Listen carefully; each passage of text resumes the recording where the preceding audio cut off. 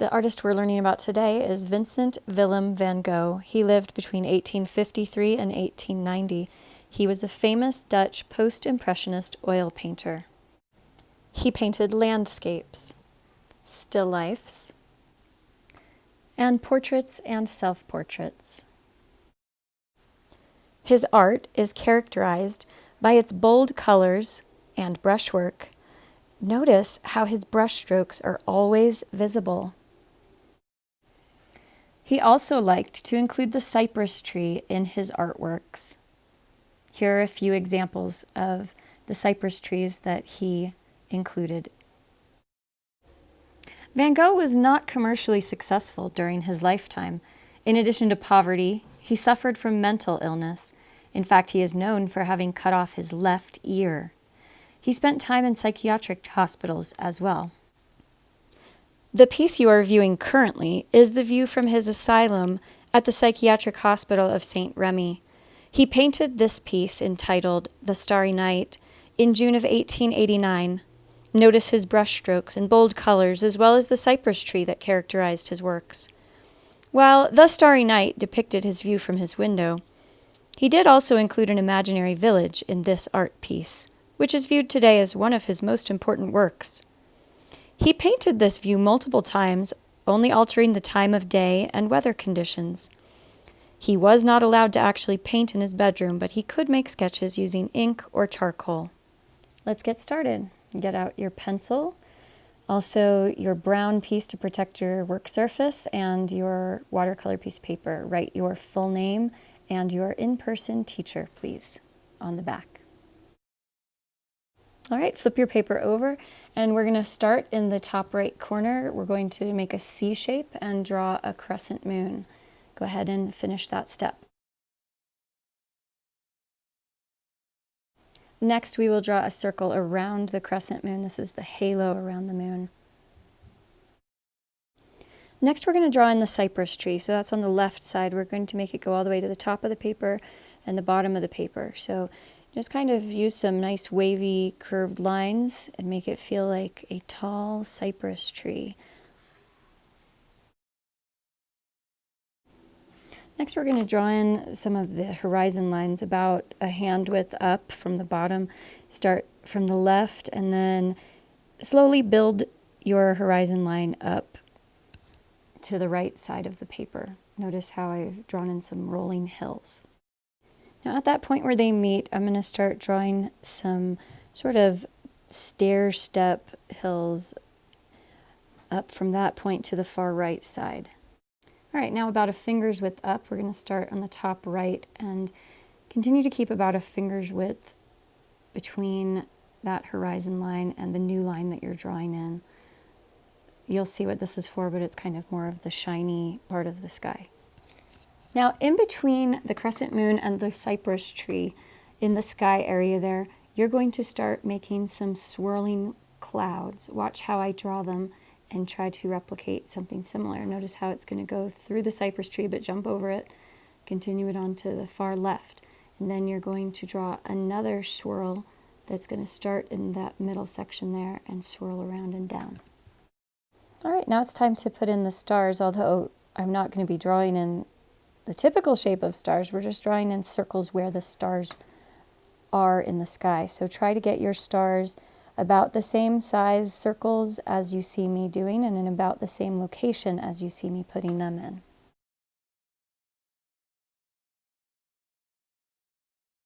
Next, we're going to draw in the village area. So notice it's just a little below that horizon line and curve it down. Next, draw in another rolling hill line about right here. All right, now we're going to work on the village area. I'm going to demonstrate for you kind of twice because it's a little bit tricky. We're going to start with the church and steeple that's so predominant in the picture. Again, just watch me for this first time. Draw an elongated house. At the top of the roof, I'm going to draw a horizontal line, then I'm going to parallel that side of the house. I'm going to do that again. Go to the top of the roof, and I'm going to take that line out to the left, and I need to parallel those same lines that are on that left side of the house. Okay, in the middle of that, I'm going to draw sort of a bigger square house with a door. Then I'm going to place a rectangle for the start of the steeple. Then I'm going to choose how high the steeple goes and put a little dot. Then I'm just going to connect those lines and make a triangle. And then I'm going to draw in a door and maybe even some windows up in the steeple. Okay, now it's time to do it on your paper. Feel free to follow along with me. All right, choose where your church is going to go and start with that taller, elongated house shape. From there, we're going to draw that horizontal line from the top of the roof and parallel that left side of the house. Then I'm going to draw in that door. From there, the top of the roof over to the left, and then parallel that left side of the house down. Notice the same diagonal shapes and the same vertical lines, and continue that bottom line. Now in that middle section there, you're going to draw kind of a more square shaped house in the center, and go ahead and erase where it goes across that top line, and then draw in the door. And now for that steeple area, you're going to draw in a square or rectangle and do the base of it. Decide how high you want it to go. Try to take it up into the sky area. It's supposed to be quite tall. And then draw the triangular shape down to meet it at the base of the steeple. And don't forget to put in some windows there in the steeple as well. Now we're going to draw a little house off to the left of the church area. Okay, now we need to draw a little village off to the right of the church area. So you want about 5 different squares. Go ahead and make your 5 squares and then put a triangle top on all of them with some doors. All right, let's grab your oil pastels. We only need some of them, so listen up and pull out the ones that you need. First, you need your orange and a light orange. And then you need your yellow, your white, and your black. You need all the greens, so dark green, light green, and medium green, dark blue and light blue, and a red. All right, let's grab the orange, and I want you to outline the crescent moon completely in orange. Next, grab the yellow, and I'd like you to outline the halo completely in yellow, please. Okay, grab the dark blue, and now we're going to do some lines around the horizon line and the rolling hills.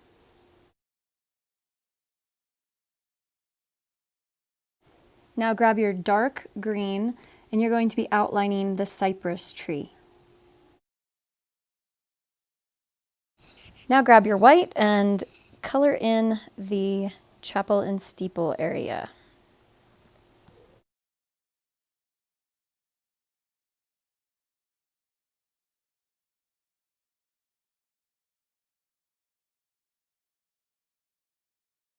Now we're going to be using the white on the swirl, the windy swirl areas in the sky. So fill it in kind of like you're coloring, just color alongside that line that you made, all in white.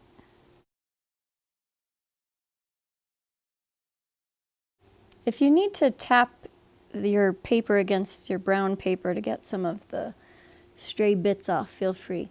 Now let's grab the red, and I want you to color in that little house onto the side of that church.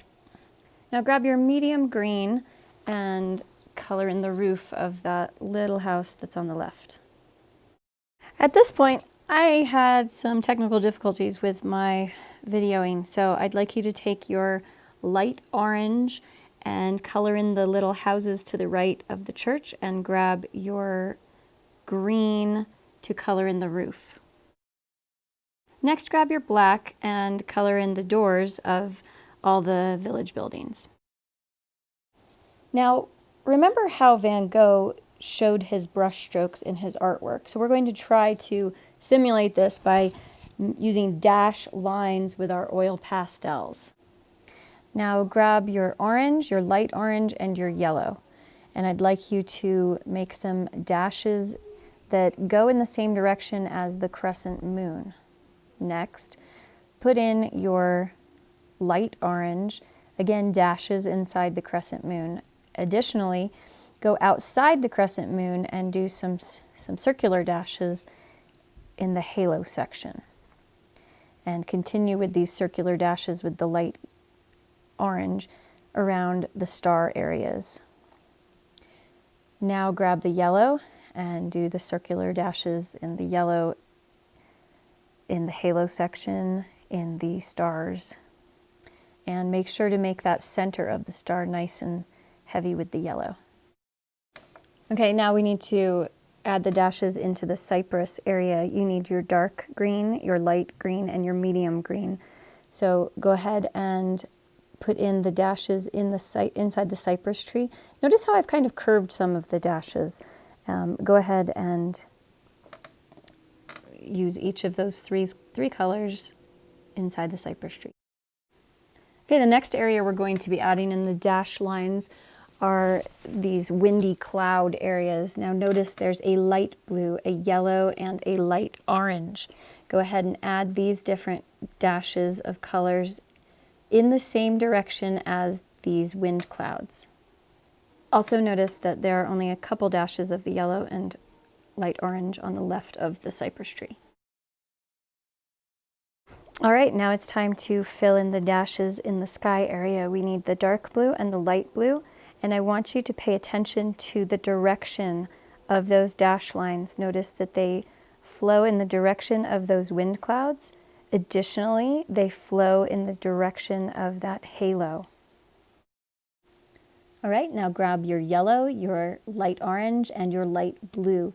In this area that I've circled, that area right above the horizon line, I want you to fill in the dashes with some light orange, light yellow, and light blue. You can even throw in a couple dashes of white.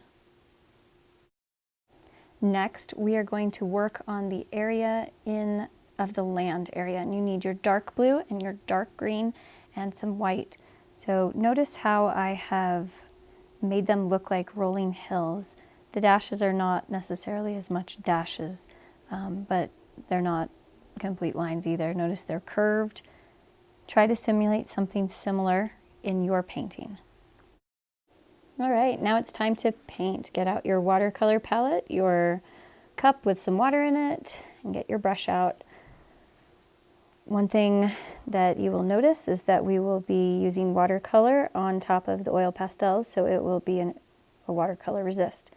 First, grab some yellow. Get enough water on there so that you can get enough pigment.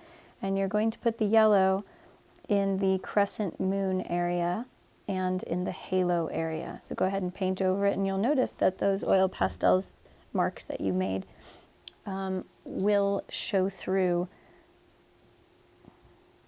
They will resist the watercolor. All right, next we're going to be painting the cypress tree. Add some water to the green area, to the green pigment area, and add it into the painting. Paint right over top and fill in that cypress tree, please. All right, now we're going to add in the blue down into the land area. So all of your rolling hill areas, go ahead and add in the blue over top of that, the oil pastel dashes. If you'd like, you can also add in some green as you are putting it on. Once you put the blue on, then you can put the green on top of it if you'd like. A little bit more of a blue-green in the land area. And finish that part up.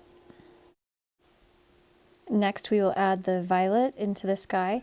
So add the water to the violet pigment and then pick it up and go ahead and put it in the sky. You'll notice that you can paint right over your oil pastel area. You don't need to worry too much. The colors will come through. Go ahead and finish up your sky in that violet color. If you'd like, add a little bit of more blue color to it as well, just like you did with the ground. You lay the first color of the violet, and then after you've laid it, then you can add some of the blue. If you need to, you can grab a paper towel or some tissue if you want to sop up a little bit of the color. If the color gets too dark, you can add water to it to dilute it. If it's too light, add more pigment. So finish up the sky area. All right, once we're done with the watercolors, go ahead and close up your watercolors and clean out your brush and your watercolor cup. Make sure the brush and the cup are well cleaned and dried by the time you bring them back. Go ahead and put your brush inside your watercolor palette. If there's any wetness on the inside, go ahead and sop it up, close it up, and then you'll put it back inside your art toolkit. Make sure that water cup and everything is dry before you put it inside your art toolkit. At this point, what you can do, if you want to make some of these oil pastel marks come out a little bit more, if your watercolor is relatively dry, like for instance in mine, I had forgotten to put some white dash marks in the rolling hill areas. So if you find that you want to clean up a little bit of any of your oil pastels, you can do it once your watercolor areas are dry.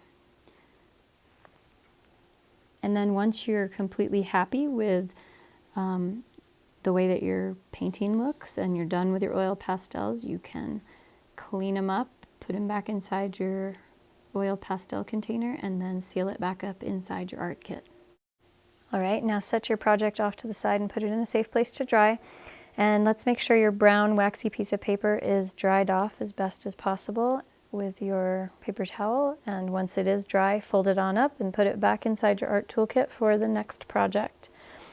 And that's it for today. Thanks for joining me. Hope you enjoyed your art project.